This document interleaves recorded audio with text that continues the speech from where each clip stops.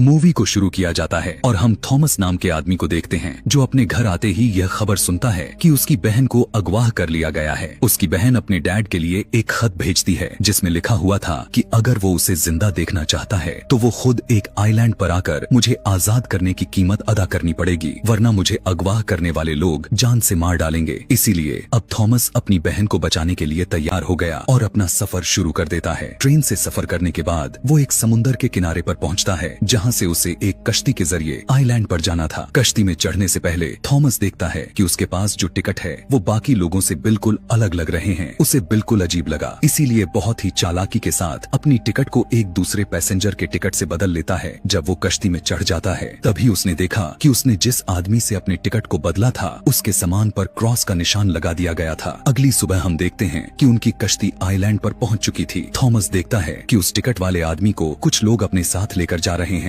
Island पर नए आने वाले लोगों का वेलकम किया जाता है और सभी के सभी लोगों को एक खाली बोतल दे दी जाती है। थॉमस अपने कमरे में जाने के बाद वो वहाँ पर रखी एक किताब को देखता है जो इस आइलैंड के लीडर मैल्कम ने लिखी हुई थी। मैल्कम अपने आप को एंजल फरिश्ता कहता है जो वो यहाँ इस आइलैंड पर आकर बना हुआ था और खुद को इस आइलैंड का फादर समझता है। पता चलता है कि इस आइलैंड में रहने वाले अक्सर लोग वो हैं जो किसी न किसी जुर्म या फिर किसी और वजह से गवर्नमेंट से भागकर यहाँ पर आकर छुप जाते हैं। जैसे ही दूसरा दिन आता है तो थॉमस इस आइलैंड के डॉक्टर से मिलता है जो मैल्कम की ही बेटी है। वो देखता है कि कुछ लोग उसी आदमी को बंदी बनाकर कहीं ले जा रहे हैं और उसकी हालत भी बहुत खराब हो चुकी है। यहाँ से सीधा थॉमस चर्च में चला जाता है जहाँ पर आइलैंड के सभी लोग मौजूद थे। यहाँ पर मैल्कम अपना और अपने दो दोस्तों की कहानी सुनाता है कि किस तरह से वो इस आइलैंड पर आकर रहने लग गया था, जिसके बाद ये पूरा आइलैंड आबादी के राहों पर चल पड़ा। मैल्कम कहता है कि मैं और मेरे दोस्त मुजरिम थे लेकिन हम तीनों जेल से भाग निकल गए थे और इस आइलैंड पर आकर रहने लग गए और देखो ना हमारी हम सबकी जिंदगी कितनी खुशहाल है। वो बताता कि इस आइलैंड के गॉड्स ने ना तो बस हमें यहाँ पर पहुँचाया बल्कि वो मुझे एंजल के तौर पर चुनाव भी किया। मैल्कम यहाँ के लोगों को यकीन दिलाते हुए कहता है कि यहाँ पर कोई टैक्स नहीं है, न पैसों का लेन देन, न तो यहाँ पर कोई जंग लड़ी जाती है और न ही किसी तरह का मातम फैलाया जाता है। यहाँ के लोग पूरी तरह से आजाद हैं। इसी टाइम चर्च के बाहर एक औरत गुजर रही होती है जिसे थॉमस देख लेता है, लेकिन हैरानी की बात तो यह थी कि उसके सिवाय कोई और उसे देख नहीं पा रहा था। मगर फिर मैल्कम भी उस औरत को देखता है और फिर उसने थॉमस की तरफ देखा जो पहले से ही उस औरत की देखे जा रहा था। दूसरी तरफ उस आदमी को जिसे उन्होंने पकड़ रखा था उसके सामान में उन्हें कोई पैसे नहीं मिलते और उन्हें पता चल जाता है कि हमने गलत आदमी को पकड़ लिया है। मैल्कम के लोग समझ जाते हैं कि उस लड़की को जिसे हमने अगवा किया हुआ था यानी थॉमस की बहन को और जो आदमी इसे लेने के लिए आया है वो हमसे यहीं पर छुपा हुआ है, जिस वजह से इन लोगों को गुस्सा आ गया और वो इस आदमी को बुरी तरह से मार देते हैं। मैल्कम की एक दोस्त का बेटा और दूसरी दोस्त की बेटी एक दूसरे से प्यार करते थे लेकिन वो लोग इस बात को सबसे छुपा कर रखते थे। इनमें लड़के का नाम जेरेमी था। रात में जब थॉमस गाँव में घूम रहा था तो वो देखता है कि गाँव में नए नए आने वाले लोग अपनी बॉटल्स में खून जमा कर रहे हैं, जिसके बाद थॉमस मैल्कम के घर के बाहर जाकर देखता है कि मैल्कम एक खुफिया रास्ते से अपने घर के नीचे एक जगह पर जाता है जो दरअसल वो एक सुरंग थी। फिर जब वो वापस आ रहा था तो वो जेरेमी और उसके दोस्त को देख लेता है जो एक दूसरे को पसंद करते थे। इस टाइम वो दोनों साथ थे और थॉमस समझ जाता है कि इनके बीच कुछ चल रहा है। फिर थॉमस घर जैसे ही वापस आकर देखता है कि सबके दरवाजों के बाहर खून से भरी बॉटल्स रखी हुई हैं। फिर वो अपनी ही बॉटल में दूसरी बॉटल से खून डालकर अपने दरवाजे के बाहर रख देता है। जैसे ही वो अपने दरवाजा खोलता है चाबी से उसका हाथ जख्मी हो गया और खून जमीन पर गिर जाता है। पर जब वो अपने कमरे में चला गया तो उसी वक्त एक औरत आकर उस खून को चाटना शुरू कर देती है जो काफी भयानक दिख रही थी।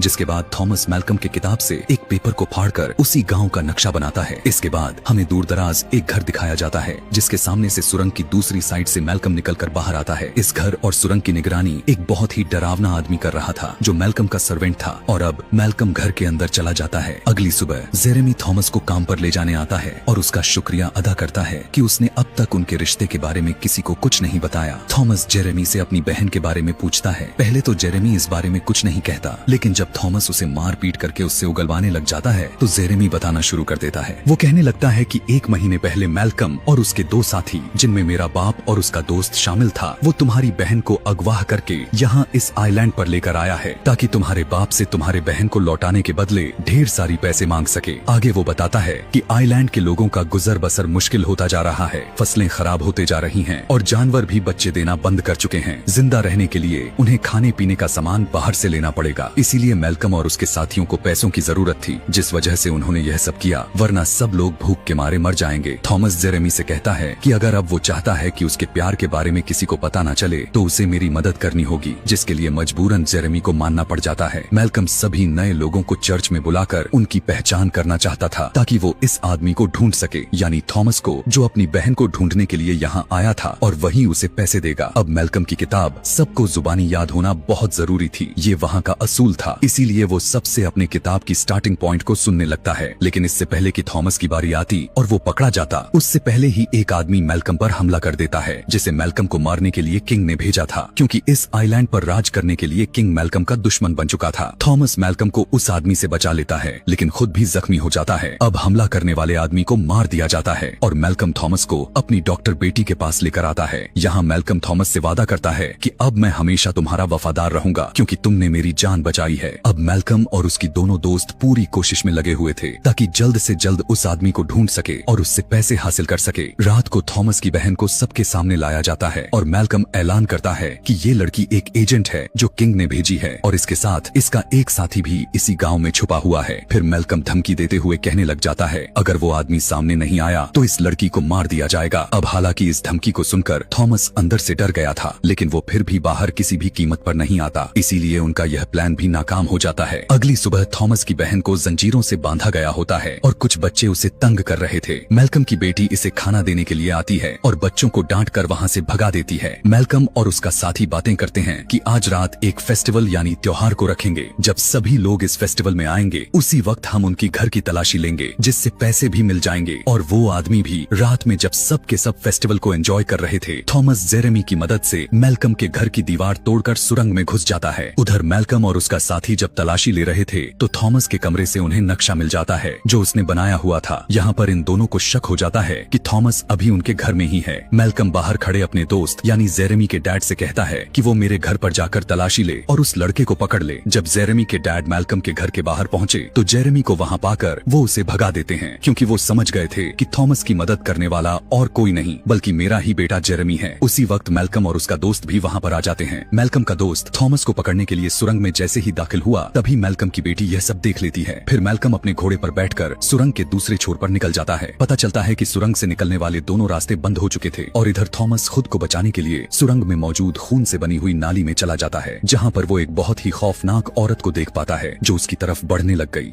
और ये वही औरत थी जो खून को चाट रही थी। थॉमस को उस औरत से अजीब सा डर महसूस होता है। खुद को बचाने के लिए वो नाली के दूसरी तरफ निकलता है। काफी समय के बाद वो खुद को सुरंग के एक दूसरे हिस्से में देखता है। वहाँ उसे इस आइलैंड के गॉडेस से जुड़े कुछ निशान भी मिलते हैं। इधर मेलकम जंगल वाले घर में चला जाता है जहाँ उसने गॉडेस को बंदी बनाकर रखा हुआ था। वो गॉडेस के पास आकर पूछने लगता है कि तुमने इस लड़के के सामने खुद को जाहिर कर दिया है क्या? अगर ऐसा है तो तुमने आखिर क्यों किया? उस लड़के पर भरोसा नहीं किया जा सकता। उसी बात पर गॉडेस कोई जवाब नहीं देती, लेकिन मेलकम के चेहरे पर गुस्सा साफ नजर आ रहा था। हम देखते हैं कि मेलकम अपना हाथ काटकर गॉडेस के पास जाता है और कहता है हमारे फसलों को जहरीला करना बंद कर दो वरना तुम्हें भूख से मरना पड़ेगा। वो अपना खून गॉडेस को पिलाता है। ऐसा करते ही घर के अंदर सूखे टहनियों वाले जंगलों पर फूल और पत्ते उगने लग जाते हैं। उसी वक्त मेलकम का सर्वेंट वहाँ थॉमस की बहन को एक बड़ी सी बोरी में बंद करके लाता है और उसे लटका डालता है। थॉमस को उसी सुरंग में रात गुजारनी पड़ती है। सुबह में मेलकम की बेटी वहाँ पर आकर उसे कपड़े देती है चेंज करने के लिए। दरअसल वो थॉमस की मदद करना चाहती थी। थॉमस को अजीब लगा। वो कहता है जो आदमी मुझे जान से मारना चाहता है उसी की बेटी आखिर क्यों मेरी मदद कर रही है? क्योंकि मेलकम की बेटी कहती है कि ये सब झूठ है, मेरे डैड कातिल नहीं हो सकते। उसकी बात को सुनकर थॉमस उसे बताने लगता है कि तुम्हारा बाप एक बुरा इंसान है और यहाँ इस आइलैंड पर झूठा एंजल बना हुआ है और उसी ने मेरी बहन को अगवा करके यहाँ पर कैद किया हुआ है। अब क्योंकि मेलकम की बेटी को थॉमस से हमदर्दी थी और उसे सूखे हुए खेतों में लेकर जाती है और कहती है कि यहाँ पर तुम्हें कोई ढूंढ नहीं पाएगा, यह फसलें बिल्कुल तबाह हो चुकी हैं, इसीलिए यहाँ पर कोई भी नहीं आता, इसीलिए तुम यहाँ पर बिल्कुल सुरक्षित रहोगे। मेलकम अपने दोस्त के घर तो जाता है लेकिन उसका घर खाली पड़ा हुआ था क्योंकि वो अपना सारा सामान को लेकर जा चुका था। फिर मेलकम समुंदर के किनारे पर जाता है जहाँ पर उसका वही दोस्त इस आइलैंड से जाने के लिए अपनी कश्ती को तैयार कर रहा था। वो मेलकम से कहने लगता है कि उसे अब इन सब चीजों में नहीं पड़ना, मैं अपने बेटे को लेकर यहाँ से जा रहा हूँ, यानी कि जेरेमी को। मेलकम उसे रोकता है और कहने लगता है कि हम तीनों ने इस आइलैंड को मिलकर बनाया है, तुम उसे ऐसे इस तरह छोड़कर होकर आखिर कैसे जा सकते हो। दूसरी तरफ जेरेमी अपने दोस्त के घर आया तो वो उसे बताता है कि मैं तुम्हारे बच्चे की माँ बनने वाली हूँ। जेरेमी अब उसे कोई चीज देना चाहता था जो वो देने के लिए बाहर जाता है, पर तभी यहाँ उस लड़की के डैड आ गए। उन्हें भी पता चल गया था कि मेरी बेटी अब प्रेग्नेंट हो चुकी है। वो अपनी बेटी से कहने लगते हैं कि ये बच्चा तुम्हारी मौत की वजह बनेगा, लेकिन उसकी बेटी किसी भी बात को मानने से इनकार कर देती है। पर जब जेरेमी वापस आया तो देखता है कि उसके दोस्त को उसके ही बाप ने मार दिया है। यह देखकर जेरेमी गुस्से से पागल हो गया। फौरन वो अपने दोस्त के डैड के ऊपर हमला कर देता है और उसे जख्मी कर देता है। लड़की का बाप अपनी जान बचाने के लिए जल्दी से घर से बाहर भागा और वो लोगों को यह कह देता है कि यह कातिल है, इसने मेरी बेटी को मार दिया और अब मुझे मारना चाहता है, क्योंकि वो यहाँ पर वो मौके को देखते हुए लोगों के सामने अपने आप को बचाना चाहता था। यह देखने के बाद जेरेमी वहाँ से भाग जाता है और लड़की का बाप कहता है कि यह मुजरिम है और इसे प्यूरिफाई करना होगा, यानी कि पाक को साफ कर देना होगा। तब गार्ड्स उसे कहते हैं कि प्यूरिफाई का हुक्म सिर्फ हमारे एंजल मैल्कम ही दे सकते हैं। लेकिन लड़की का बाप अपने आप को मैल्कम का दोस्त बताते हुए कहता है, मैल्कम असल लीडर नहीं है, असली लीडर तो मैं हूँ और मेरी बात को यानी मेरी हुक्म को तुम्हें मानना होगा। इसीलिए गार्ड्स जेरेमी को पकड़ने के लिए उसका पीछा करने लग जाते हैं। वो भागता हुआ सूखे हुए खेतों में मैल्कम के बेटी के पास चला जाता है और उससे मदद मांगने लग जाता है, मगर इतने ही देर में गार्ड्स भी वहाँ पर पहुँच जाते हैं और उसे उठाकर वापस ले जाने लगते हैं। मैल्कम की बेटी उन गार्ड्स को रोकने की कोशिश करते हुए उनके पीछे चली जाती है। यहाँ पर थॉमस भी चाहता था कि वो जेरेमी को बचा ले, इसीलिए वो भी उनका पीछा करता है। फिर जेरेमी को मैल्कम के गद्दार दोस्त के पास लाया जाता है, जहाँ वो कहता है कि हमें फौरन इसे प्यूरिफाई करना होगा।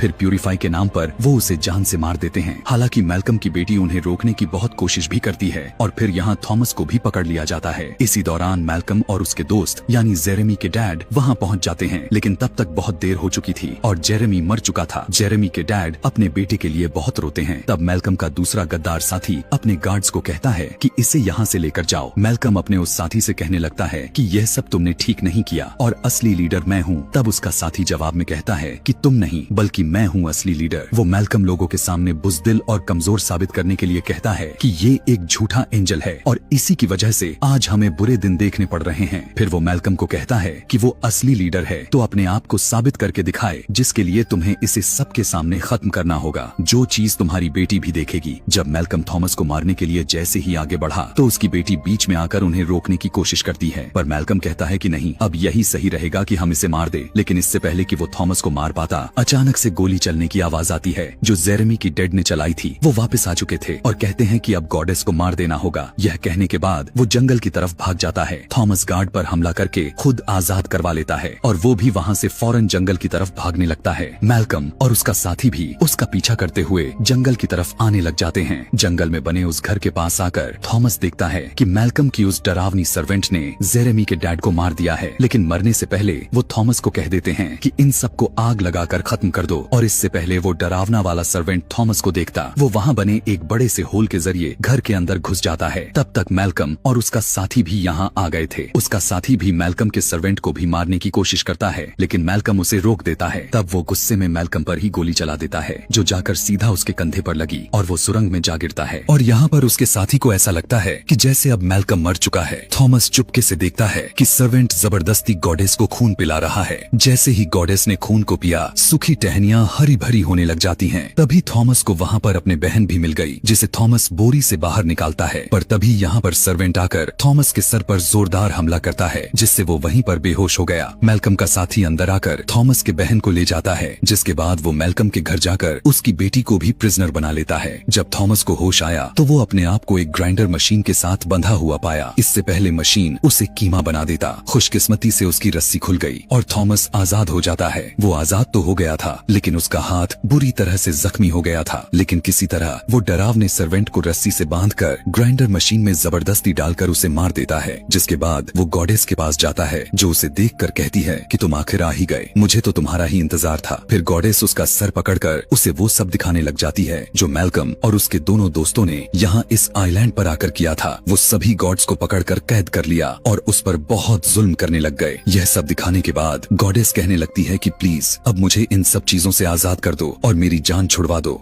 यह सुनकर थॉमस गॉडेस के ऊपर आग लगा डालता है और वो जलकर खत्म हो जाती है। ऐसा होते ही गांव के सभी घरों में भी आग लग चुकी थी और सब कुछ जलकर खत्म हो जाता है। अपनी जान बचाने के लिए लोग गांव से निकलकर कश्तियों की तरफ भागने लग जाते हैं। मैल्कम भी बच गया था और वो भी वहां से निकलने लगता है। उधर मैल्कम की साथी ने थॉमस की बहन और मैल्कम की बेटी को चर्च में बंदी बनाकर रखा होता है। वो मैल्कम की बेटी से कहता है कि मैंने ही गॉडेस को ढूंढा, मैंने ही उसके बारे में सारी जानकारी हासिल की, मैंने ही उसे कैद किया और यह पता लगवाया कि अगर हम उसे खून पीने के लिए दे तो वो बदले में हमें क्या कुछ दे सकती है। पहले तो हम उसे जानवरों का खून देते रहे, पर जब उसने अपना काम करना बंद कर दिया, यानी कि गुस्से में कि हमने उसके साथ ऐसा किया, तो फिर हमें इंसानी खून की जरूरत पड़ी जो हम उसे दे सकते थे। हमने ऐसा किया भी, उसे इंसानों का खून देने लग गए। गॉडेस तो बस एक मशीन है, हम उसे फीड करते हैं, खून पिलाते हैं और वो बदले में हमें माला माल कर डालती है। और अब मैं तुम दोनों को मारकर उसे फीड करवाऊंगा। अभी वो उन दोनों लड़कियों को मारने ही वाला था कि तभी अचानक से थॉमस वहां पर पहुंचकर उस पर हमला कर देता है। दोनों लड़कियां भी गन से शूट करके अपनी जंजीरों को तोड़ देती हैं। मैल्कम का दोस्त खुद को बचाने के लिए थॉमस पर हमला करके उसे बुरी तरह से जख्मी कर देता है। फिर दोनों लड़कियां अपनी उसी जंजीरों से मैल्कम के साथी का गला घोंटकर उसे जान से मार डालती है।